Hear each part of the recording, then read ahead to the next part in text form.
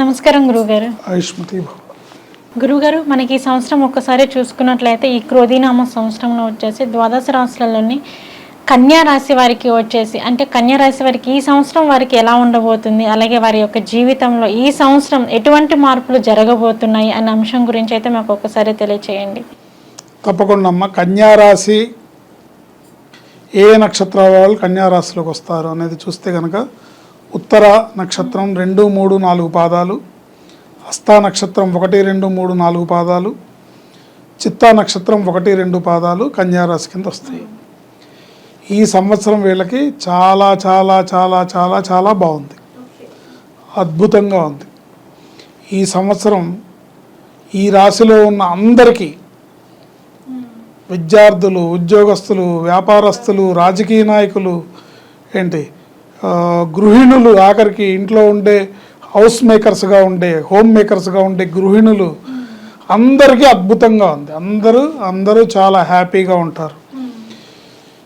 ఈ రాశి వాళ్ళకి ఎన్నో ఏళ్ళుగా నిలిచిపోయిన శుభకార్యాలన్నీ ఈ సంవత్సరం జరుగుతాయి. ఎన్నో ఏళ్ళుగా ఆగిపోయిన వాళ్ళకి రావాల్సిన డబ్బులన్నీ ఈ సంవత్సరం వస్తాయి. ఎన్నో రకాలుగా నిలిచిపోయిన కార్యక్రమాలన్నీ కూడా మొదలవుతాయి. సపోజ్ ఇల్లు కడుతున్నారు, ఎప్పటి నుంచో జరగట్లేదు, ఈ సంవత్సరం పూర్తయిపోయి గృహప్రవేశం చేస్తారు.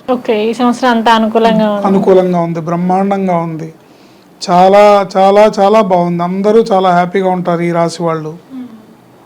డబ్బులు వాళ్ళకి చేతి నిండా సమకూరి ఈ సంవత్సరం చక్కగా ఆభరణాలు కొంటారు, నూతన వాహనాలు కొంటారు, నూతన ఇల్లు గృహ నిర్మాణాలు జరుగుతాయి, అపార్ట్మెంట్లు కొనుగోలు చేస్తారు, అన్నీ బాగుంటాయి. కాకపోతే జాగ్రత్తగా చూసుకోవాల్సింది ఆరోగ్యం. ఆరోగ్యపరంగా మాత్రానికి కాస్త జాగ్రత్తగా ఉండాలి, అప్రమత్తంగా ఉండాలి. ఏమి అవ్వదు, కానీ కేర్లెస్గా ఉంటే మటుకు ఇబ్బంది పడతాం. కేర్లెస్గా ఉండకూడదు, అర్థమైందా? కేర్లెస్గా లేకుండా చాలా ఫుడ్ విషయంలో, తర్వాత పార్టీస్ విషయంలో, లేట్ నైట్ పార్టీస్ విషయంలో, ఇలాంటి విషయాలు, జంక్ ఫుడ్ విషయంలో జాగ్రత్త తీసుకోవాలి. చిన్న పొరపాటు కూడా పెను మార్పుని తీసుకొచ్చే అవకాశం ఉంటుంది, ఇబ్బంది పెట్టే అవకాశం ఉంటుంది. ముఖ్యంగా దుర్వ్యసనాలు ఉన్నవాళ్ళు చాలా కేర్ఫుల్గా ఉండాలి. సపోజ్ వ్యసనాలంటే ఉంటాయి కదా, ఒక్కొక్క వీక్నెస్లు ఉంటాయి. ఆ వీక్నెస్లు ఉన్నవాళ్ళు ఈ సంవత్సరం మీ టైం బాగుంది కాబట్టి మీకున్న దుర్వ్యసనాల వల్ల మీ అదృష్టాన్ని పోగొట్టుకోవద్దు. చెడు అలవాటు వల్ల మనకున్న అదృష్టాన్ని ఎట్లా ఉంటుందంటే, భగవంతుడిని ఎన్నో ఏళ్ళుగా తపస్సు చేసావు, ఆయన ఈ సంవత్సరం కనికరించి మీ గురించి పైనుంచి ఒక మూట పడేశాడు, బంగారము, వజ్రాలు, వైఢూర్యాలన్నీ కలిపి. ఈ టైంలో నేను కరెక్ట్గా తాగి కళ్ళు మూసుకుపోయి మత్తులో మూట దాటుకుంటూ వెళ్ళిపోతే అట్లా దుర్వ్యసనాల విషయంలో, ఇలాంటి ఆహార వ్యవహారాల్లో జాగ్రత్తగా ఉండటం మంచిది. విద్యార్థులైనా, గృహిణులైనా, ఉద్యోగస్తులైనా, వ్యాపారస్తులైనా సరే, ముఖ్యంగా ఈ కన్యా రాశి వాళ్ళందరూ కూడా ఈ సంవత్సరము శుక్రవారము, ఆదివారము బాగా నియమనిష్టలతో ఉండాలి. శుక్రవారము, ఆదివారము బాగా నియమనిష్టలతో ఉండాలి. ముఖ్యంగా ఆదివారం నాడు మాంసాహారాన్ని తీసుకునే వాళ్ళు ఎవరైనా ఉంటే, అంటే ఉంటారు చాలా మంది ఉంటారు, చాలా మంది ఆదివారం రోజు 90% మాంసాహారులే ఉన్నారు. సో ఈ రాశి వాళ్ళు మరింత మెరుగైన ఫలితాలను పొందడానికి, అదృష్టాన్ని పొందడానికి ఆదివారం నాడు చికెన్ని, ఎగ్ని 2 అవాయిడ్ చేయాలి.